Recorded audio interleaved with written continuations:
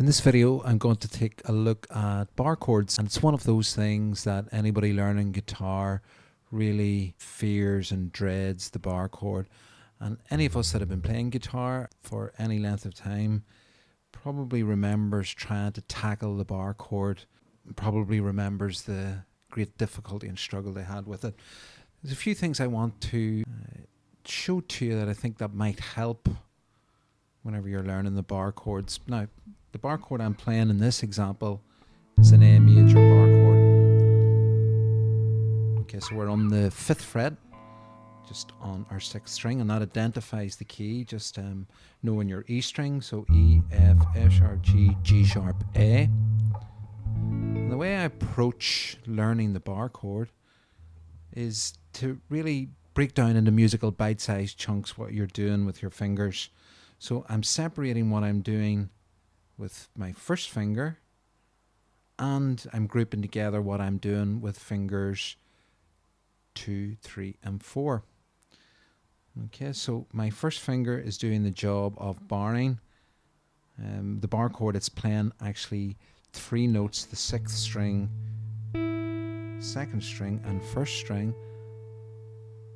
But in order to try and strengthen our fingers, that first finger, and to try and really practice the technique, I'm starting off with using my first finger to actually bar all of the 6 strings.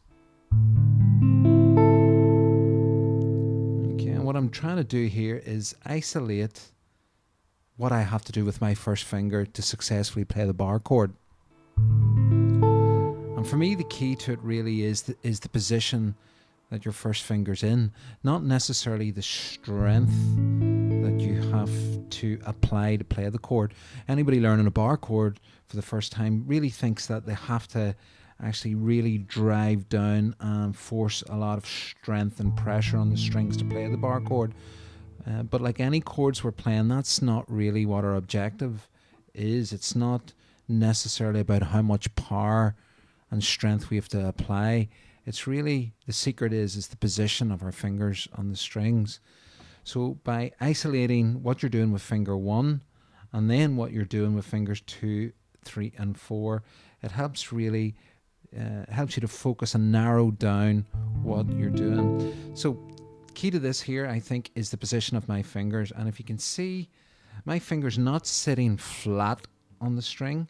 It's not even on the middle of the fret. What I'm doing is I'm coming up as close to the fret wire between the 5th and the 6th fret. So I'm really bringing my finger close, and I'm angling or rotating my finger round. So as you can see in that position, you'll see where my finger is positioned. It's close to the fret wire of fret 5 and 6, not in the middle of the fret. And also what I'm doing is I'm angling my finger down. And what it's doing is it's actually overarching the fret wire between fret 5 and 6. And the other thing that I'm trying to do is I'm trying to actually be parallel with my first finger with the fret wire. And the approach that I take when I'm explaining to younger kids, maybe who are learning the bar chord, is if you can remember when we were younger and we were trying to make shadows, that's really the approach and the shape of my finger whenever I am approaching the guitar. And you can see the shape of my thumb and my finger. And then whenever I straighten my finger up parallel with the fret wire, as close as possible to the fret wire, with the fretting done on this part of my finger as opposed to round on the flat part of my finger, I can then successfully play all of the 6 strings. So practice that first finger in that position, and if you can successfully bar and play all of the 6 strings, even though you don't have to do that as part of your chord, that'll help you get the correct position that your first finger needs to be in, and it'll also help you gauge what strength and power that you need to put in to force the string down onto the wood of the fretboard. So that's what you're doing with finger 1.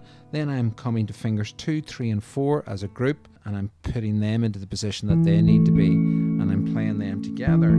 So what finger 1 is doing, and then fingers 2, 3 and 4 is doing. And now the challenge is to put that together. Now there's two ways you can do that.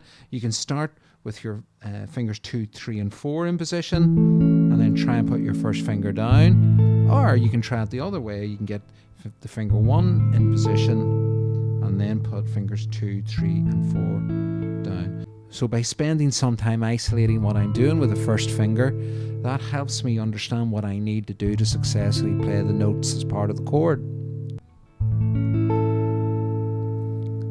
My quick tip really on your approach to learning a bar chord.